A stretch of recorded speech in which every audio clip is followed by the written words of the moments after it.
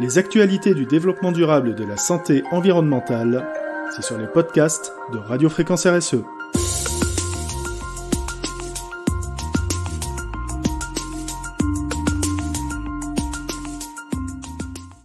Déjà 8 milliards d'habitants sur Terre le 15 du mois prochain. Si vous vous sentez un peu seul, sachez que nous en atteindrons 10,4 milliards dans les années 80, du moins d'après les experts de l'ONU. En attendant, nous aurons bientôt plus d'Indiens que de Chinois ou que toute autre nationalité, les mesures gouvernementales prises par les autorités chinoises freinant leurs ardeurs procréatrices. De toute façon, si la population mondiale est en augmentation permanente en chiffres absolus, le taux de cette augmentation est lui en baisse tout aussi permanente. En d'autres termes, si nous courons à la sursaturation, nous y courons de moins en moins vite. Et le secrétaire général de l'ONU peut se réjouir en ces termes. Nous attendons la naissance du 8 milliardième habitant de la planète Terre.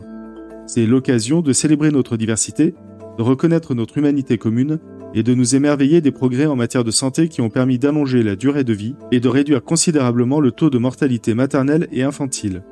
Dans le même temps, c'est un rappel de notre responsabilité partagée de prendre soin de notre planète et un moment pour réfléchir aux domaines dans lesquels nous ne respectons pas encore nos engagements les uns envers les autres. Qui lui donnera tort ? Pas nous. Alors, quelques points de repère. Le rythme du taux de croissance mondial est le plus lent depuis 1950. Il est passé au-dessous de la barre des 1% en 2020.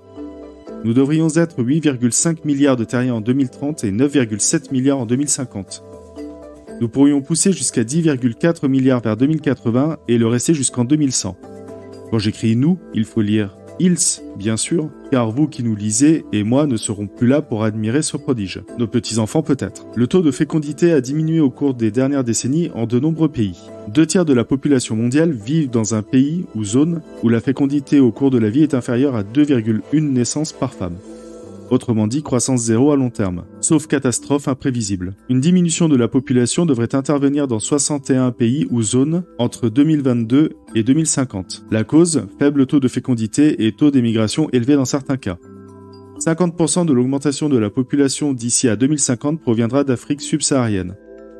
Elle proviendra essentiellement d'Égypte, d'Éthiopie, d'Inde, du Nigeria, du Pakistan, des Philippines, du Congo-Kinshasa et de Tanzanie. À noter que, hormis la Tanzanie où les chrétiens représentent 45% de la population et les animistes 20%, ainsi que les Philippines à très forte majorité chrétienne, tous les autres pays cités sont officiellement et légalement musulmans. Quelques opinions. Croissance démographique et développement durable.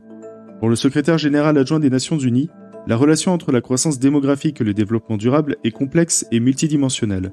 Une croissance démographique rapide rend plus difficile l'éradication de la pauvreté, la lutte contre la faim et la malnutrition, et l'augmentation de la couverture des systèmes de santé et d'éducation. A l'inverse, la réalisation des objectifs de développement durable, ODD, en particulier ceux qui concernent la santé, l'éducation et l'égalité des sexes, contribuera à réduire les niveaux de fécondité et à ralentir la croissance démographique mondiale. Bien vu, mais que fait-on ? Modification de la pyramide des âges. La part de la population en âge de travailler, entre 25 et 64 ans, a augmenté dans la plupart des pays d'Afrique subsaharienne, ainsi que dans certaines régions d'Asie et d'Amérique latine et des Caraïbes. Les raisons ? Les récentes réductions de la fécondité. Conclusion des responsables onusiens. Cette modification de la pyramide des âges offre une opportunité limitée dans le temps d'accélérer la croissance économique par habitant, en effet connue sous le nom de dividende démographique. Soit, autrement dit, moins il y a de personnes pour se partager le gâteau de la croissance économique, plus le morceau de chacun sera gros. Inutile d'être expert à l'ONU pour arriver à cette conclusion. Autre chose, pour maximiser les avantages potentiels d'une répartition par âge favorable, les pays doivent investir dans le développement de leur capital humain, en garantissant l'accès aux soins de santé et à une éducation de qualité à tout âge et en favorisant les possibilités d'emploi productif et de travail décent. Alors il y a une conclusion nécessaire à faire. Face à cette nouvelle génération de 8 milliards d'êtres humains, nous allons devoir nous concentrer sur la réduction des consommations de ressources naturelles, sur la préservation de nos écosystèmes, sur la réduction de la déforestation importée, sur la réduction de l'usage unique sous toutes ses formes, même dans le secteur de la santé, sur la maîtrise de nos énergies, sur l'autoconsommation énergétique, sur la nécessaire régénération des sols, sur la préservation des ressources en eau. Bref, sur tout ce que la RSE nous propose. N'attendons plus pour agir, le coût de la non-action sera plus élevé que le coût de l'action. Pour suivre l'actualité de Radio Fréquence RSE et retrouver tous nos épisodes de podcast, vous pouvez nous suivre sur Apple Podcast, Spotify, Deezer, Podcast Addict, YouTube, Amazon Music, Google Podcast et bien entendu sur la plateforme Ocha.